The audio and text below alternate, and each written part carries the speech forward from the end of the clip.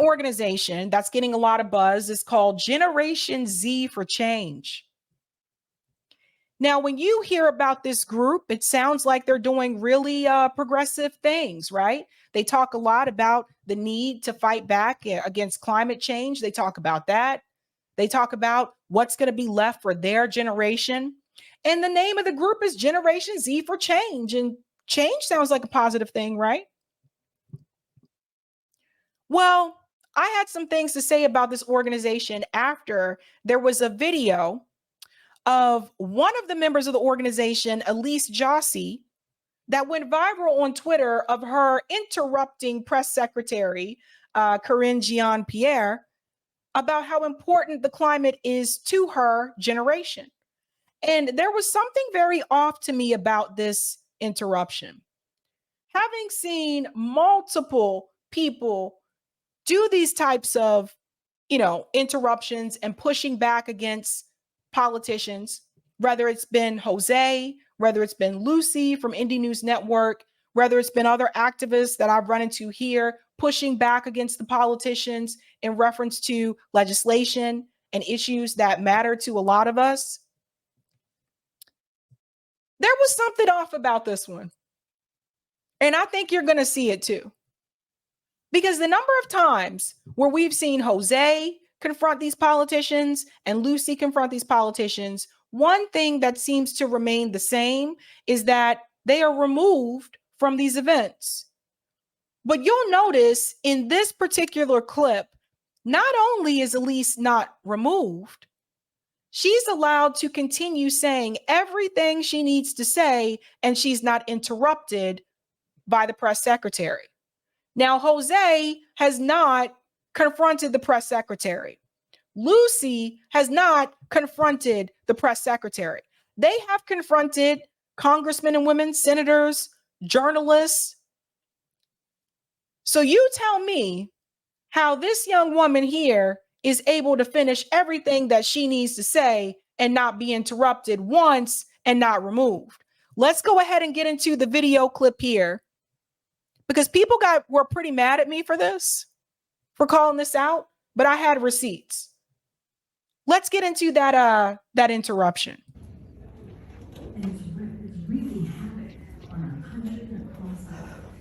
Excuse me for interrupting, but asking nicely hasn't worked out. 1 million young people wrote to the administration pleading not to approve a disastrous oil drilling project in Alaska, and we were ignored. So I'm here channeling the strength of my ancestors and generation. Will the administration...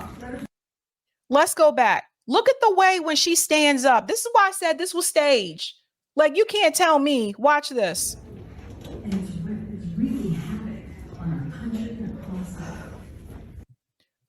Now she's acting like she's very afraid, right? She's taking that deep breath that's rehearsed. Let's go on. Excuse me for interrupting, but asking nicely hasn't worked out. 1 million young people wrote to the administration pleading not to approve a disastrous oil drilling project in Alaska, and we were ignored. So I'm here channeling the strength of my ancestors.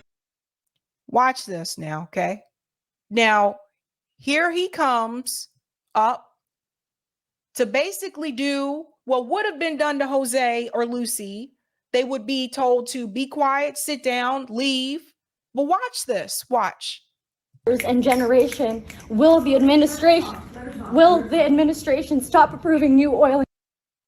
That was the press secretary saying, let her talk, let her talk.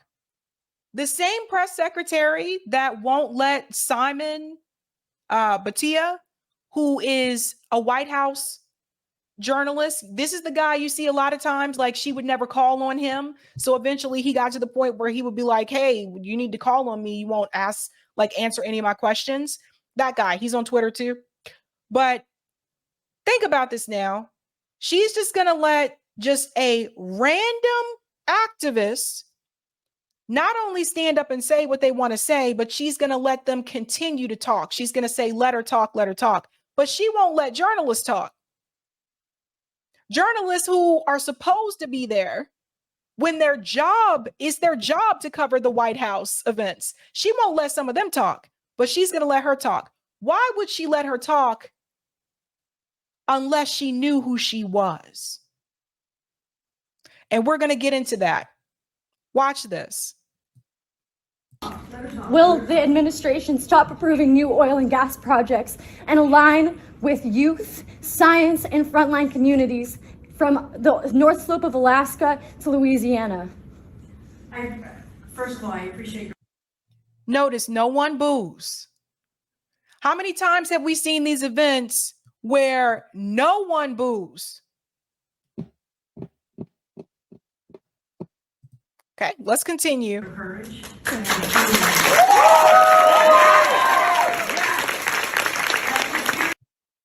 She said, I appreciate your courage, and everyone claps.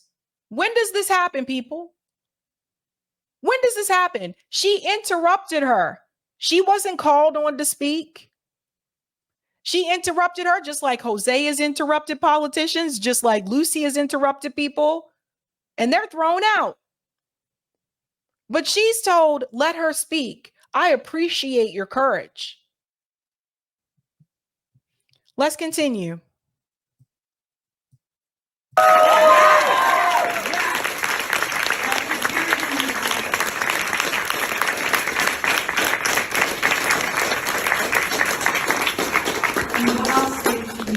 And all you have to do, and I know you're speaking about a particular project, and I get that, I understand that. And You have approved multiple projects since then, and more at a faster rate than the Trump administration. We need you to act on your campaign promises. Declare Please. a climate emergency.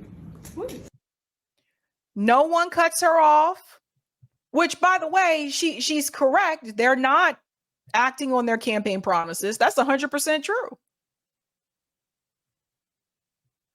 But that doesn't mean that she's not in on it. I'm going to explain to you what this group is and who she really is, and then you'll understand. Which side are you on now? Please respond. Please respond. I was trying to. Then she tells the press secretary, please respond. Really, guys? You think they would allow this to happen from any random Joe Schmo? And I'm happy to respond. So look, this is an administration, and if you look at this president, you look at the action that he's taken, he has taken more action on climate change than any other president. He has an ambitious policy. He has. And I don't think you can deny that. I think you can. Yeah, look, she's paid to do this job. She's lying. And the thing is this in reference to the climate issue, Joe Biden is doing more drilling, which he said would not happen. And it's not just the Willow Project. See, that's the obvious one. They're not also telling you about the drilling off the coast of Texas, which I told you guys about a couple of months ago, that Biden also approved that as well. It's not just the Willow Project. So again, Corinne is doing her job that she's paid to do as press secretary, which is to protect the president at all costs, even when the president is wrong. But again, like I said, had it been anyone else in that spot who Corinne didn't already know, they would have never been allowed to finish their statement in the first damn place. And the guy who came over to speak to her would have removed her from that room. Let me let them finish and I'll show you some receipts. I agree with everything that he's put forward and he has done. And there's always more work to be done. He's going to continue to be ambitious. He's going to continue to take action. And that is something that he has promised during his campaign and will continue to do so. I'm happy to have this conversation with you outside of this speaking event at this time. But we can talk through all that he has done and all he wants to continue to do. And we can also listen to you and listen to what you have brought forth right now. But it's okay, guys. I want her to, It's okay, guys. Don't remove her. She's allowed to stay. She has a right to say what she wants to say. Now, I want to show you Elises' response after she did that confrontation there. This is all stage 2. Listen to this. She said, power concedes nothing without a demand. It never did and it never will. Listen to this. Hi everyone, thank you so much for the kind words. I just wanted to reiterate the words of AOC and say that buildings like this, they belong to us. People who work in there. Problem number 1, Who did she say that she wanted to reiterate? I wanted to reiterate the words of AOC. Supposed to represent us. I was deciding whether I was going to stand up or not moments before, and I just realized that the only reason I wasn't going to was out of fear. My fear from what's currently happening, whether that's extreme wildfires or workers dying from extreme heat, was far greater than my fear for standing up. I'm just going to echo the words of Justin Jones after I spoke yesterday. Those who profess to favor freedom and yet deprecate agitation are men who want crops without plowing up the ground. They want rain without thunder and lightning. They want the ocean without the awful roar of its many waters. Power concedes nothing without a demand. It never did, and it never will. We have to stop approving new coal, oil, and gas projects and set a managed decline of current oil and gas production. But more than that, we need to build a just transition for oil and gas workers, build community through walkable cities with bike lanes, buses, and trains, conserve our beautiful forests and reconnect with nature, and oh so much more. Thank you all, and I can't wait to share more solutions and actions you can take soon. Bye. Okay, so people were kind of mad at me because I tried to tell people that this was all staged. I tried to tell people that this was all a part of the game.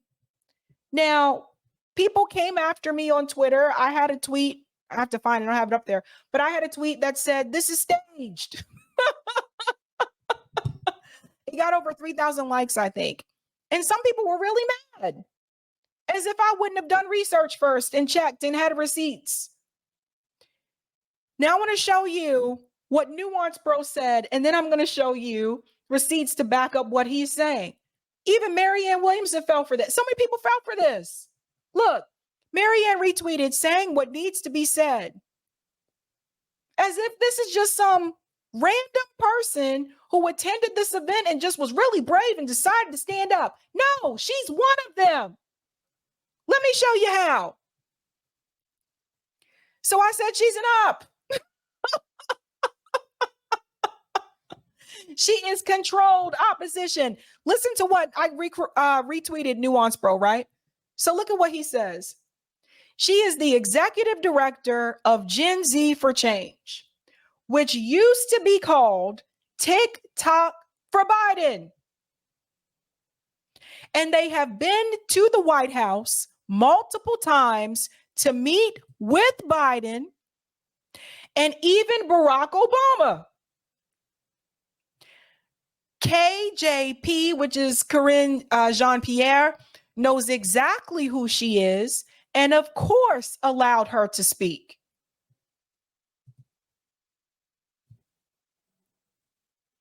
But people were mad at me. And I was like, look, we can do a little bit of digging. We can do a little bit of digging. I can go back and I can show you guys my tweet because people were pissed. And like, I'm like, seriously, guys, you guys didn't look at this. You don't think this is odd? Nothing about this video is weird to you. Even some of the people who've seen like Jose Vega's, confrontations over and over and over again, even some of those people fell for it. And I was just really like, guys, don't you think it's strange? Nobody kicked her out. There were no boos. Do a little bit of digging and you'll see. So let me go ahead and pull up. I think I have it here. I'm going to pull up the tweet that made a lot of people mad. And people came for me. But by the way, I did look. I did look first. Okay, here we go. Let me go ahead and pull up at it here. So I want to show you. I didn't put this here first. I should have, but I didn't. Where'd it go? There's me again. She's an op. This one. This is the one that made everyone mad. I said this is staged. Notice how she's not physically removed from the event. Real activists that interrupt are removed. Look at Gen Z for Change website and you'll see this is just another organization to keep you in the two-party system. This is not like some radical, brave, extreme activist organization. They are actually in bed with the Democratic Party. Wake up, people. People thought this same thing about Sunrise Movement. About Sunrise Movement. I don't know why people keep falling for this shit. I really don't. So people were mad. And like that tweet got what, over 3,900 likes? So let me show you a little something. Gen Z for Change, formerly called TikTok for Biden, is an American nonprofit advocacy organization founded in 2020 that uses social media to promote civil discourse and political action among members of the Gen Z. It consists of a core team of 15 to 20 people and a coalition of over 500 content creators, which Elises, by the way, she was a TikToker, and activists, and partners with influencers, activists, and celebrities to produce multimedia content.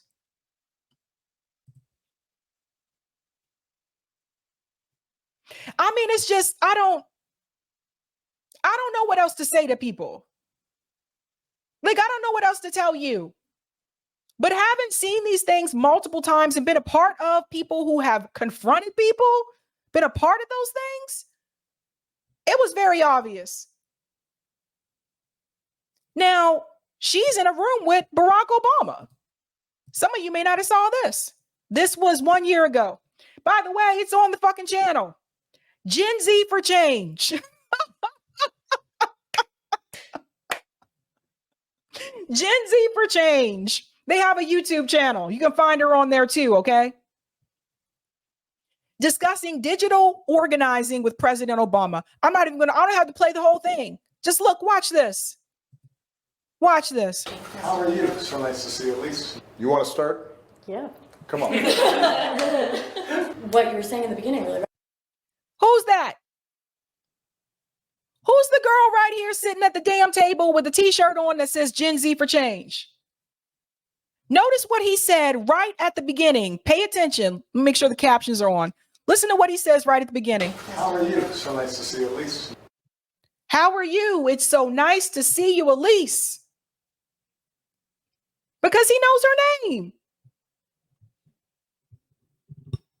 Remember when we told you a while back, we told you that the Biden administration, they had actually had a team of TikTokers, Gen Z young TikTokers, that were out there promoting Biden for their generation to try to get them excited about voting for Joe Biden.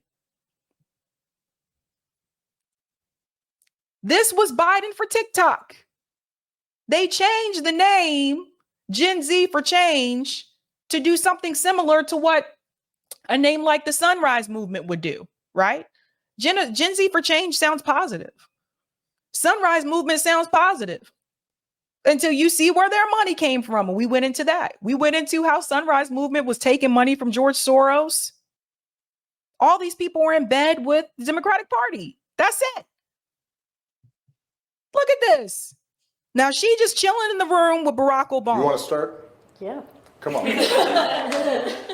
What you were saying in the beginning really resonated with me, which is people are turning away from, mainstream news when it comes to like what they're going to pay attention to, which is really interesting. And I mean, whether we like that or not, it is the reality. It's more than just science, but it's about people.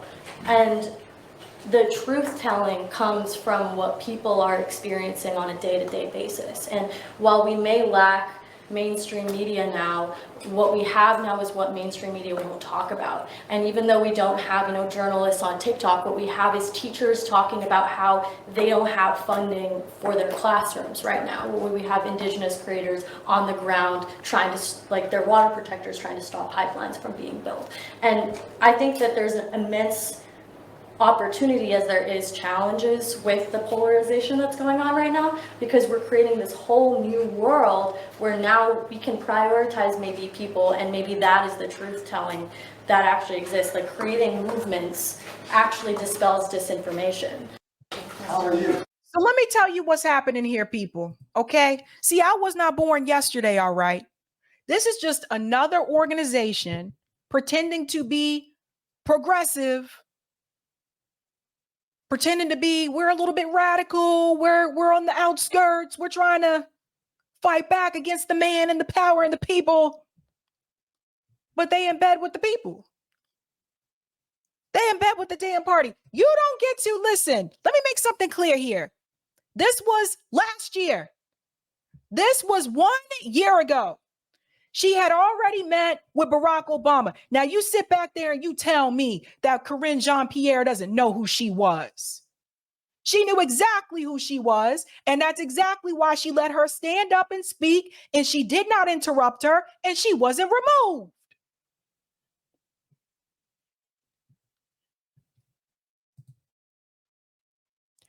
You have to be very careful with these organizations that have a progressive name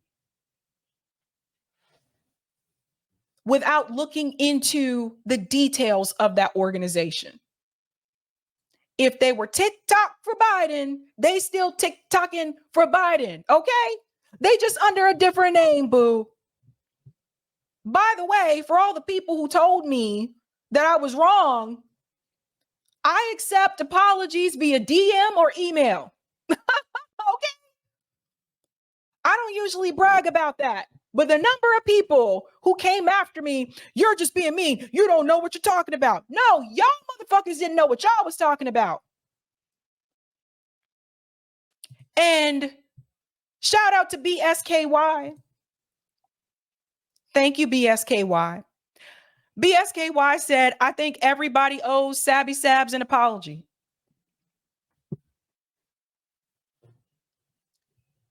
Don't be too quick to get excited about something to the point where you're willing to shut down anyone who may show you a little bit of truth about something you're excited about, but you don't want to hear it.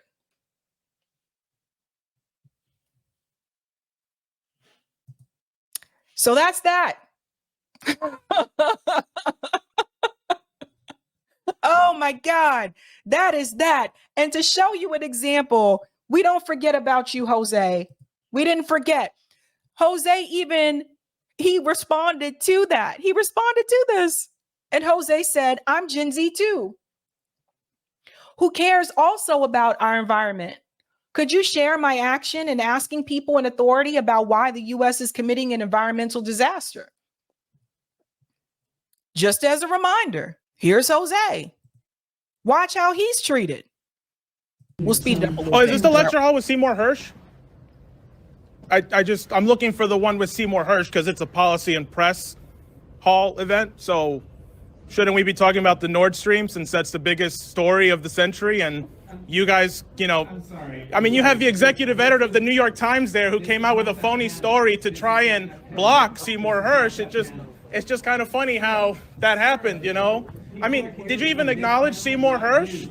All of you are executive editors of papers that broke Pentagon, My Lai, Watergate. Is this the same papers or not? I mean, is there anything you've gotten right in the last 20 years, or am I mistaken about that? I mean, it's just kind of funny because Iraq, wrong. Syria, wrong. Russiagate, really wrong. Okay, I mean, the list goes on and on. So the last thing you could do to try and actually fix your reputation is acknowledge that through leaks, we had to find out that Zelensky was going to bomb Moscow on the anniversary. I mean, if you're so impartial, shouldn't you at least say, right, that Zelensky was going to bring us on the verge of World War III? That seems pretty fair. While Julian Assange rots in prison, all of you've got, fat checks because he's in jail for doing your job. And you know what? Tucker Carlson ain't no Seymour Hersh, but he did something you guys are scared to do. Speak the truth and actually be critical of the war, which is why he was actually fired from Fox, because you are all cowards. Every single one of you. None of you have actually had any relevancy. And you know what? The mainstream press is now dying. Nobody's ever going to listen to you again. You have no credibility with the public. The only people who care about what you have to say are elite assholes who have nothing productive to say anymore. Notice you don't see people applauding in unison like you did in the Gen Z for change confrontation, right? Mm-hmm. Because typically that's not what happens. And it's dying off.